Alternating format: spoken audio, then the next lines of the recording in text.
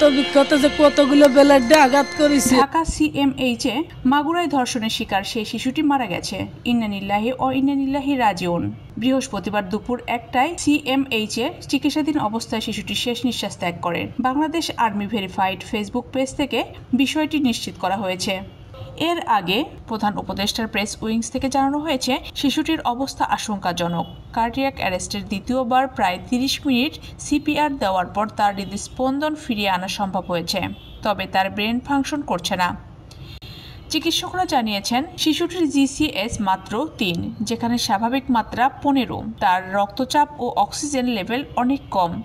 বুধবার সকালে তার শারীরিক অবস্থা আরও অবনতি হয়। সেদিনও 2 বার তার হৃদস্পন্দন বন্ধ হয়ে গিয়েছিল, কিন্তু চিকিৎসকরা তা ফিরিয়ে আনতে সক্ষম হন। মেডিকেল বোর্ডের এক সদস্য জানিয়েছেন শিশুটির অবস্থা অত্যন্ত জটিল। ঘটনার সময় তার মস্তিষ্কে অক্সিজেনের ঘাটতি ঘটেছিল, যা দীর্ঘক্ষণ অবহেলিত থাকায় মারাত্মক ক্ষতি হয়েছে। গত 6 মার্চ শিশুটি তার বোনের শ্বশুর বাড়িতে বেড়াতে গিয়ে পাশবিক নির্যাতনের শিকার হয়। পরে তাকে মাগুরা সদর হাসপাতাল, ফরিদপুর মেডিকেল এবং ঢাকার সিএমএইচে চিকিৎসার জন্য নেওয়া হয়।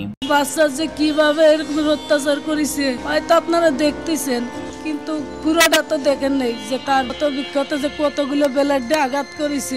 এদিকে এই ঘটনায় অভিযুক্ত শিশুটির দুলাভাই ও দুলাভাইয়ের বাবা সহ 4 জনকে রিমান্ডে নেওয়া হয়েছে। প্রধান অভিযুক্ত হিটু শেখকে 7 দিনের রিমান্ডে এবং অন্য 3 জনকে 5 দিনের রিমান্ডে রাখা হয়েছে।